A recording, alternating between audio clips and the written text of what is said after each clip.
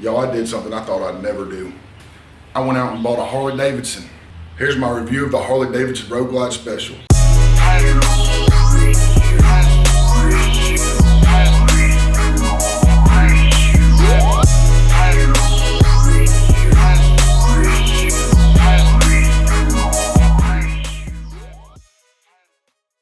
Also, keep watching this video because at some point I'm going to tell you how you can win the skateboard.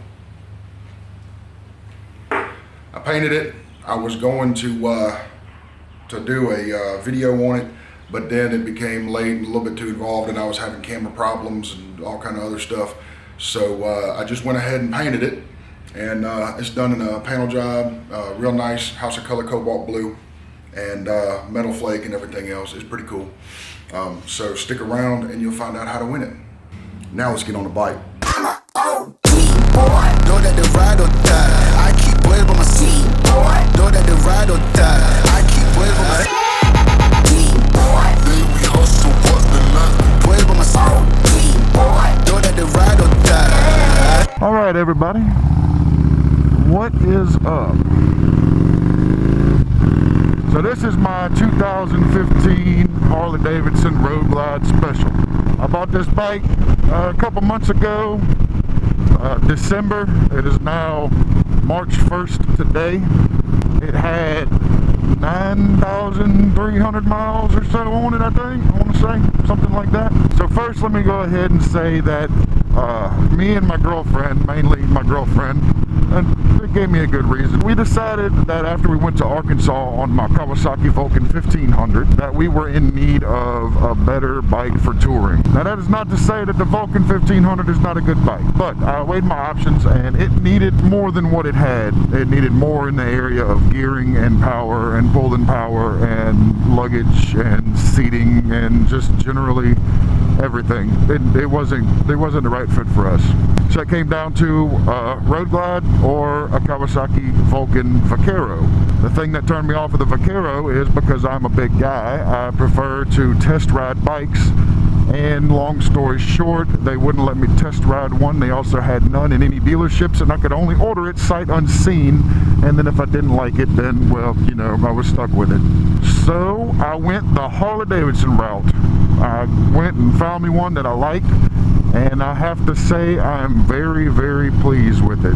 I probably, and I'm saying this purely on speculation, but I'm probably happier with this bike than I would be with a Vulcan Vaquero. From what I know about the Vulcans, this bike completely wasted in every category. It's a beautiful bike. First off, they redid the fairings on these Road Glides, which the first, I guess, well, the last generation that they had fairing was just kind of funky looking.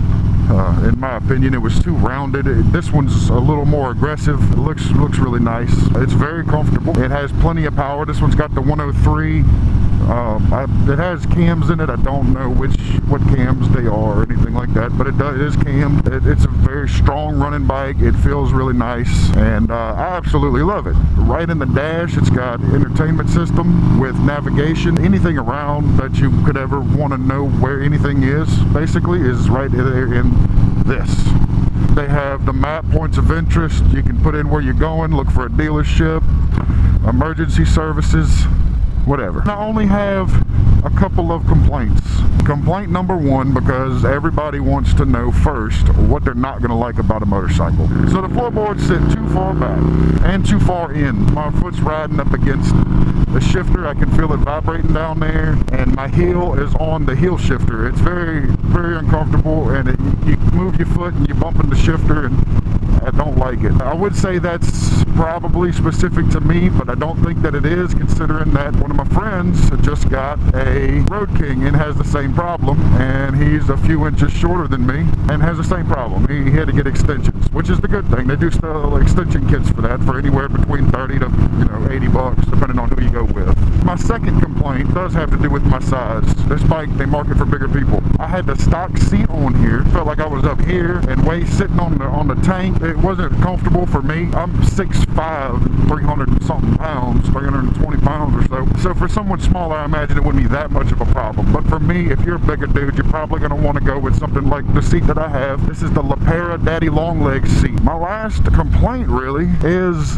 the notorious twin cam ticking. Probably my #1 complaint about this bike. Everything else can be fixed rather easily. That involves getting into the rocker boxes. Now, while it is a little bit more involved because you got to pull the tank and pull the rocker assembly out and everything else, it's not an expensive thing to do, and it can be done in about 3 hours. But other than that, honestly, that's the only three complaints that I have for as big of a motor as it is. It has excellent fuel mileage. You can see I'm at a half a tank now, and it has this little selector thing, and it's changing, you know, my trip down here.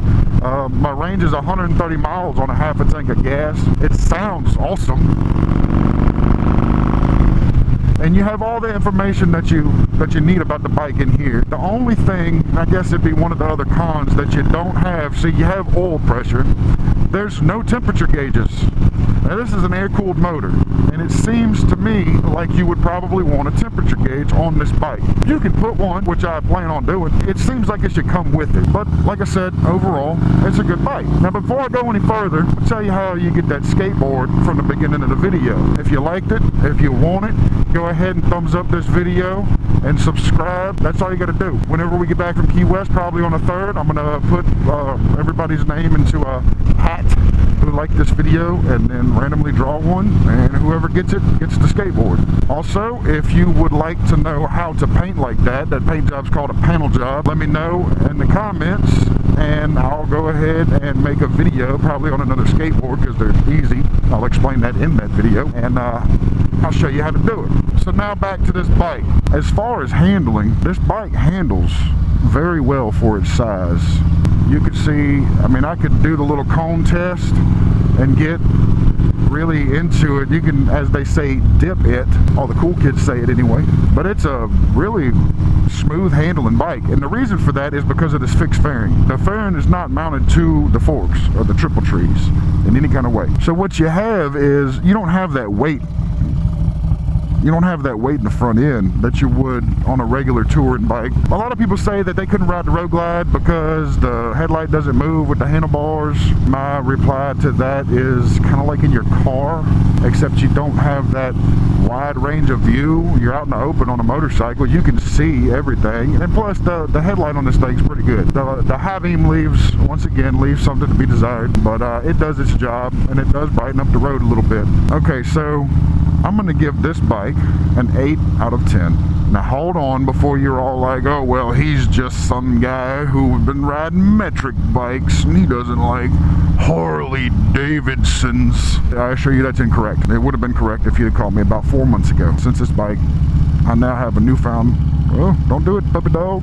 I now have a newfound respect for these bikes, and honestly, the late model twin cams, they're pretty solid. Twin cam got a bad rap because when they first came out and everything, and the 88s and the timing chains and all that, cam chains rather, cam chain tensioners to be specific. Me and my girl both love it. I intend to go ahead and put some stretch bags on it, different exhaust, mainly for the look of it, tour pack, you know, things like that. I'm going to go with a company called Advan Black, and I will also do a review on that because I've been really curious myself. They sell stretched bags and chopped tour packs and stuff, but they're all color matched so that you don't have to paint your bike. They also sell stretched tank covers that make it look like you had a stretched tank, you know, and it's awesome.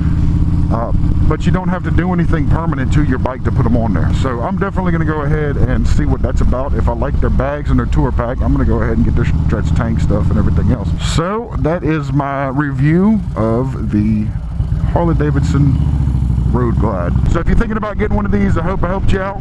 If not, let me know. If I did, let me know. If you buy one, let me know. If you have one, let me know. Love it, let me know. Hate it, let me know, etc. So anyway guys, I'll see y'all later.